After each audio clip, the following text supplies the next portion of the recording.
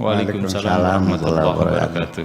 Iya, memang kita sejak awal sudah pernah saya katakan tadi, Al-Quran ini dibacanya saja tanpa mengenal, memahami maknanya, itu sudah merupakan ibadah.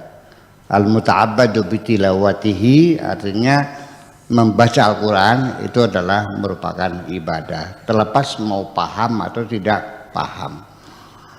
Yang kita baca namanya Al-Quran. Bagi yang paham maknanya, ya tetap namanya Al-Quran. Ada orang baca tapi tidak tahu maknanya, tetap Al-Quran juga, kan gitu. Lalu apa bedanya? Ya bedanya ya yang satu paham, yang satu tidak. Tetapi juga pemahaman seseorang tentang Al-Quran juga itu tidak menjadi satu jaminan. Orang yang hafal Quran juga belum satu jaminan, jangan salah paham. Orang yang hafidul Quran, yang hafal Quran dijamin masuk surga. Siapa yang menjamin? Enak aja. Iya, iya, nggak ada jaminan. Kalau maknanya hafal. Tetapi kalau hafid itu maknanya ngeraksa, menjaga, merawat moralitasnya berdasarkan moral Al-Quran, nah itu saya percaya dijamin masuk surga. Kalau hafidnya itu namanya merawat. Kalau hafal ya tidak juga. Banyak orang hafal Quran, gurunya juga hafal Quran kok. Orientalis Belanda yang di tempat Indonesia juga hafal Quran. Saya juga banyak tahu orang yang hafal Quran tapi kelakuannya tidak Qurani, kan begitu. Banyak orang yang tidak hafal Quran tapi akhlaknya akhlak Qurani. Itu berbeda sekali. Kemudian lagi bahwa orang yang tahu Al-Quran, tahu maknanya, bahkan sampai menguasai maknanya, ya, sehingga dia menjadi mufassirin, para penafsir. Apakah dalam menafsir Al-Quran itu betul-betul mereka mencari kebenaran yang murni? Ataukah kepentingan-kepentingan politik? Juga sama. Tafsir Al-Quran juga sama, disetir, diolah oleh sang penguasa. Bahwa tafsir ini harus begini penafsirannya supaya mendukung kekuasaannya. Ya.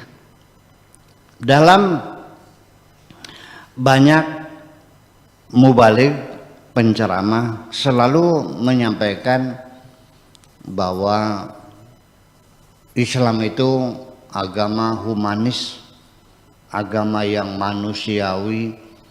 Wa ma arsalnaka illa rahmatan lil alamin.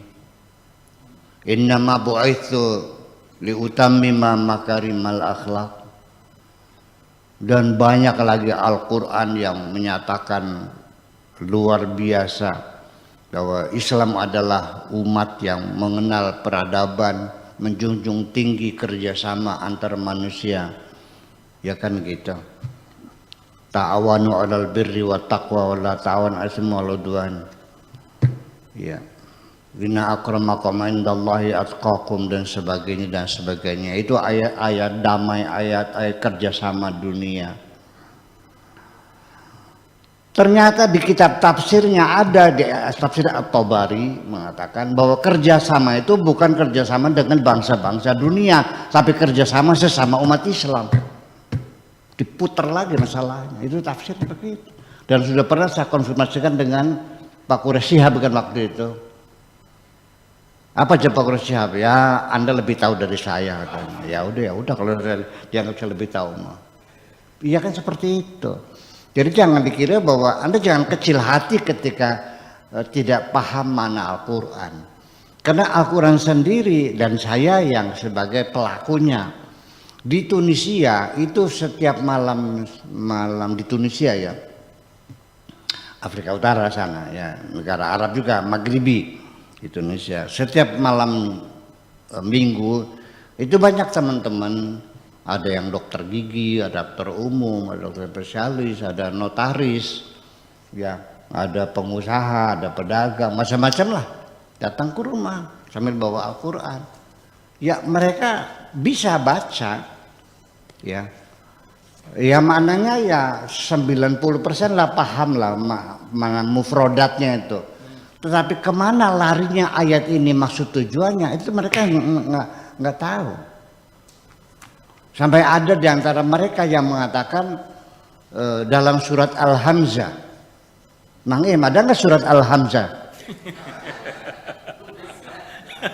Al-Humazah. Sebetulnya surat apa?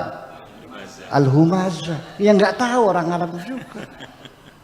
Dia datang bawa Quran, Syekh Abdul Syakur sunu hada man ikhlana alaika innaka bil wadil muqaddas itu sunu mana tua hada.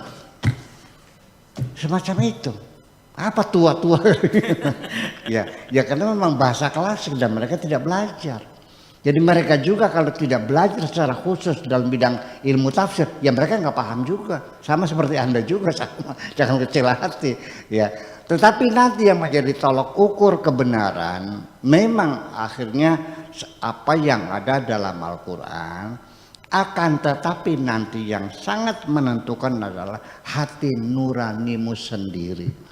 Makanya saya pernah mengatakan kepada Bang Tejo ya, Sujewo Tejo ya, dia seringkali kelabakan ketika berargumentasi dengan seseorang, lalu ditanya dalilnya dia nggak tahu dalilnya, jadi merasa kecil hati juga. Saya bilang, Bang Tejo nggak usah kecil hati, silakan Anda bicara saja sebanyak-banyaknya, selagi apa yang Anda bicarakan keluar dari hati nuranimu, ya nggak usah takut. Nanti saya akan menghadirkan dalil-dalilnya, ada semuanya. Asalkan keluar dari hati nurani, karena Al-Quran sesungguhnya adalah hati nurani juga. Terima kasih, kita aja kira-kira. Baik, demikian untuk Pak Agus Alamsa di Tasik, dan penjelasan dari Buya saya kira cukup gamblang apa yang Anda sampaikan pada kesempatan sore hari ini.